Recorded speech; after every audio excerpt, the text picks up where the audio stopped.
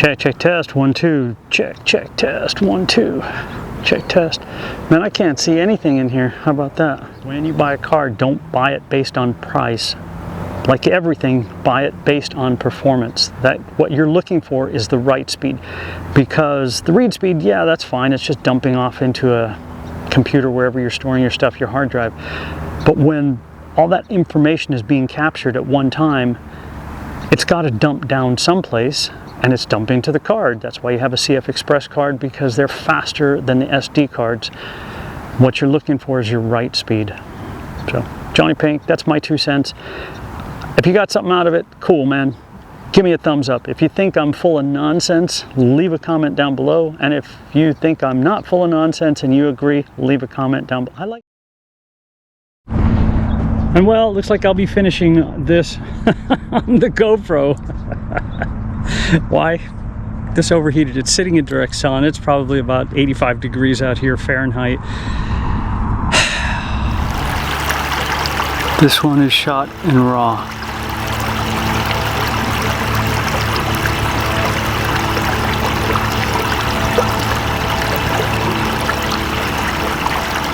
Check, test, 1, 2. Is it tracking me? I hope so. It's set to people. It looks like it's tracking my eye. I'm not using an external monitor. Today I am filming on the R5 II, and yes, just like the title says, the R5 is in some ways a bit of a disappointment. And I'm going to tell you why, and why I'm going back to the R3. If I could return this, I probably would. There's a couple of features on it that, well, a couple of things that have happened that have made me think, well, maybe this isn't quite the camera for me and what I'm looking for. This morning, I was watching The Ordinary Filmmaker. Okay, I'll just reference his channel. Talking about not having the R5 Mark II overheat. He's shooting in hot weather. Nonsense, absolute nonsense. This R5 II, when I was shooting in Arizona, it was about 95, 90, it was really hot. That heat warning was on almost the entire time. And the camera was actually hot when I was holding it. The battery grip part of it was hot. R5 II, update on this one. This handle gets hot. It is very hot right now. At the moment I don't have a heat warning, but it keeps coming up and I'm watching the heat rise and it comes back down. I stop shooting. I use it constantly. I constantly have that focus button going. So that's nonsense. The other thing I don't like about it is the buffering. Even shooting in C-RAW, I like, if for hummingbirds, because this is what I shoot, I like holding down that shutter button and just grabbing all these photos and putting them to you guys. And I've showed you this many, many times.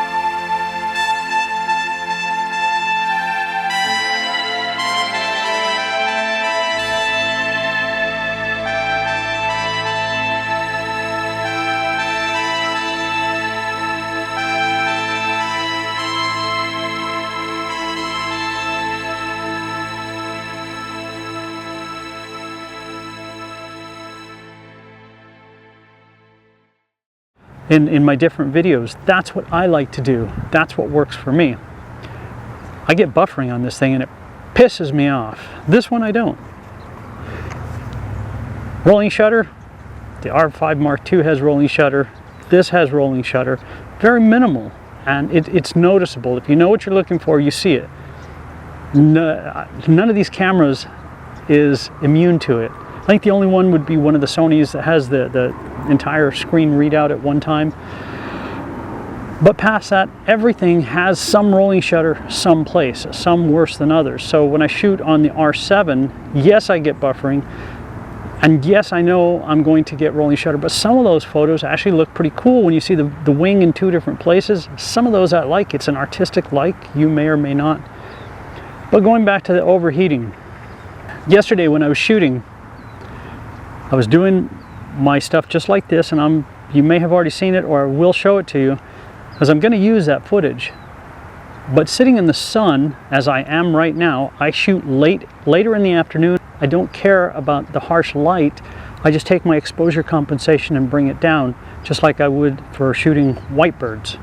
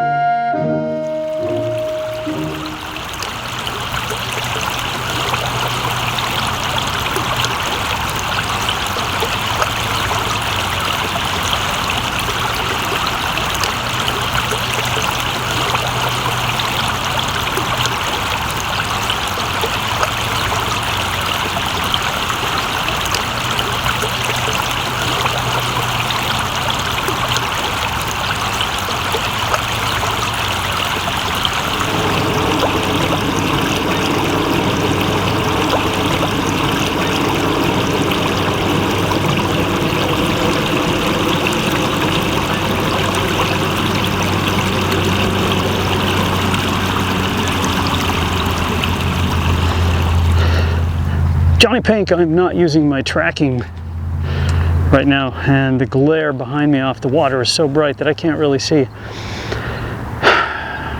There's some snowy egrets and a great egret, not just a good one, but a great one sitting over there, and I think I'm recording in 8K. I am going back to, well, first let me back up. You've heard me say that absolutely no setup is perfect. It's perfect for, the best camera is the one in your hands. And whatever you have, go out and shoot it till the buttons fall off. Go out and have fun. Once you start looking at a camera body for the specifications and what it can do for you, having a high frame rate is fantastic. 30, it's a little bit high. you have a lot that you have to cull through. 20 I think is good. Megapixels, how many do you really need? Well, enough to get a clear shot. And if you think back to the days of like the D5, Nikon D5, what was that, 20 megapixels, 12 megapixels, the Canon I don't know, Mark 5D something, I'll put it on the screen. Those were 20 megapixel cameras and they produced some fantastic shots. You also have cameras that are specific to the needs that you're doing. If you're shooting an event and you're tethered in through an Ethernet port, those JPEGs, the reason they shoot in JPEGs and it goes down so quick is because they're easy to produce, get them out, especially these days, get them out almost instantly to the media outlets. So you don't want these mega massive files. That's a big part of it as well. But for wildlife, what we want is something that tracks extremely well. That's where the R5 Mark II comes in. Even the R5 was fantastic. One thing, the reason I keep using Canon is because I like the performance of their autofocus and what it does for me. The R7 as a crop sensor body, fantastic, and it is so spot on. Here's one of my biggest frustrations that I found with the R5 Mark II, buffering. When I am shooting a burst, because I like shooting hummingbirds, so I want to be able to just hold that shutter and get that thing floating around. But what happens is, even shooting in C-RAW, eventually it hits that buffer, whereas the R3 does not. The tracking is better on the R5 Mark II, but it's fantastic on this. And I've said this before too, and I think I'll rent one of these again, was the Canon R8. I loved that, and I really preferred that digital image stabilization like you have in a GoPro over IBIS. I think, in my opinion, it is superior. If GoPro ever came out with an interchangeable lens system, other than the new one that who knows when they'll have their anamorphic lens out, I think I'd go with that, because that digital image stabilization, it's oversampled, it's cropped down, it is just so phenomenal. And I think DJI does that too with their Osmo Action. There's a lot out here, and all I really wanted to say with this video was there is no perfect setup. My biggest frustration in shooting, I was really excited to shoot the R5 Mark II at the Peyton Center in Arizona, and I'll leave part one linked up over here. I was shooting the 200-800, but a lot of times I just put on, a lot of times I would just put on the 600 f4 with no extender, because people say, oh, it degrades the image. I don't really think it does, but today I've been shooting out here at an f4, just keeping it nice and low so I can keep my shutter speed super high and keep the ISO really, really low. One thing about Canon is their stuff just works. I like their autofocus. It works for me. If you're shooting Nikon and it works for you, fantastic. Sony is a fantastic autofocus system as well. And if that's what you're shooting, shoot it until the buttons fall off. I'm a Canon guy. And that happened with the R5 when I switched from Nikon to Canon. I've tried to go back, but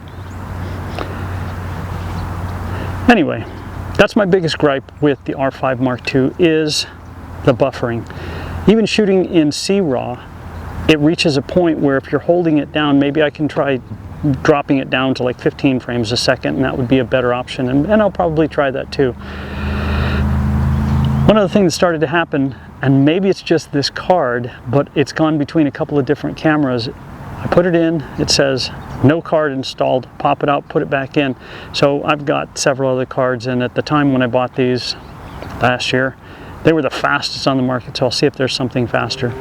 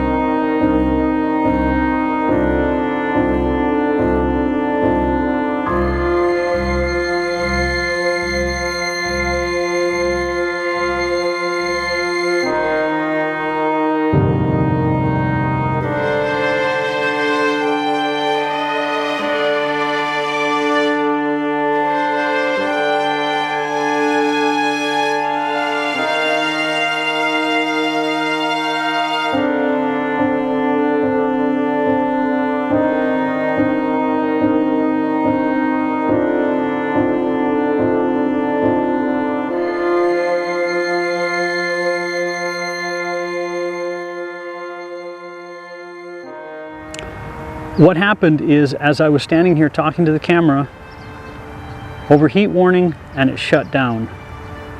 Pissed me off. So I don't have the cooling grip. I didn't buy it at the same time, and I'm not going to go spend another $400 just to get that, to hopefully keep it cool. So ordinary filmmaker, you'll never see this anyway, but that's absolute nonsense, and that's the comment I left on your video this morning. This thing overheats like crazy. I don't shoot in cold weather. This has never, ever, ever overheated on me. The other ones that I've used, the R7, it hasn't overheated on me either. I do get a warning, but I haven't had it overheat and shut down. That pissed me off. The other one, when I was shooting in Arizona, again, it was hot and it was hard to hold on to. The R50 that I love shooting all my video on, just because I love the tracking on it and I love how crisp and clean the video is that I get, more so than my old Sony video camera. I've had that shut down once, but it was about 105 outside, and I was shooting with this camera sitting directly in the sun, as it is right now. I've had a GoPro do that when I was doing a long lapse in the sun. Stuff overheats, I get it. It happens, but the back screen is open, so I should be getting as much cooling through there as I can possibly get. It's going to shut down. I'm watching it go. I'm watching that bar come across this way. So anybody that says that it doesn't overheat, absolute nonsense. I finished yesterday on my GoPro. I am going to shut this down for a little bit, and I brought the R50 with me as well. Yesterday when I thought I was shooting in 8K, I wasn't. What I discovered is that if you're using an old EF lens that is a fantastic lens, but it's not an L lens, you can only shoot in 4K. So I'm shooting in 4K. Not a big deal, because that's what I like to shoot in anyway. I thought it would just be fun to shoot a video in 8K. And I know I'm going to get comments that say, well, then you should try Nikon, you should go to Nikon. I like the performance in autofocus that I have better with Canon than I do with Nikon. And Nikon, the only two, in my opinion, that meet that same autofocus criteria that are close are the Z9 and the Z8. I've had a Z9, I got rid of it.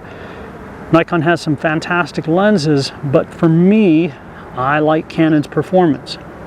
So if I can still return this R5 II, thinking it's not a camera for me at this point, maybe in a couple of years when they get some of this overheating stuff worked out, fantastic. I'll get an R8. I enjoyed shooting that, even with the rolling shutter. I liked that digital stabilization better, and yes, I can set it in this one too and in this one too. It's just not quite the same. And today I have Canon's R8.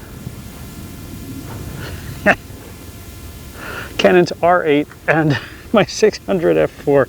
Most people aren't going to do this, and if you notice, I still have the Humana.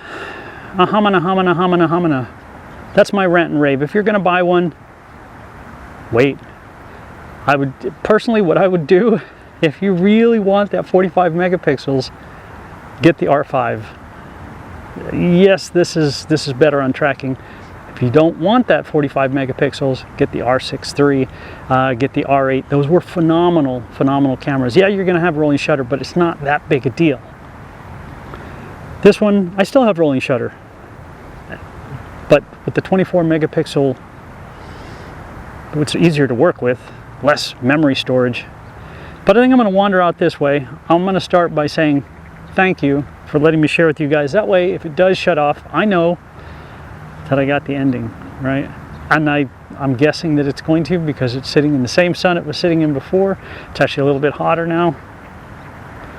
It's still morning, and according to my phone, wait a minute, let me see.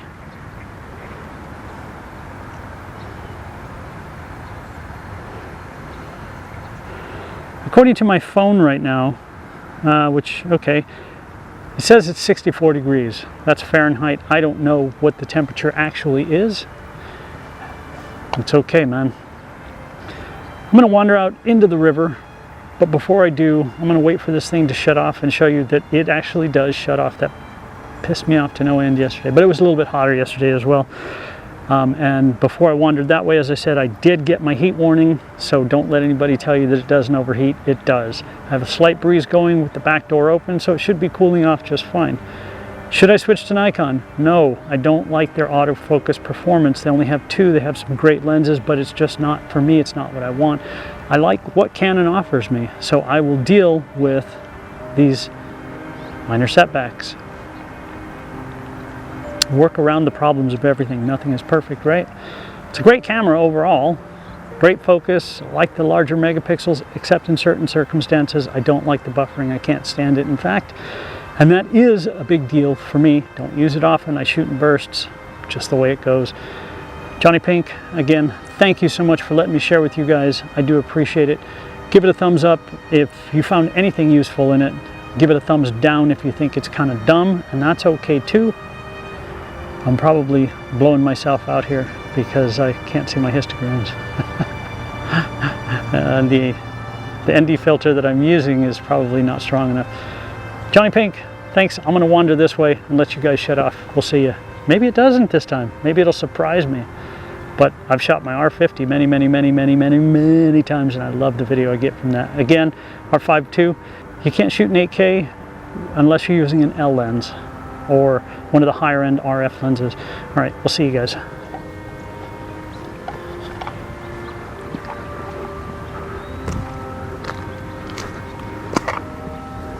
Right now, I'm not using my external monitor, and when I shot,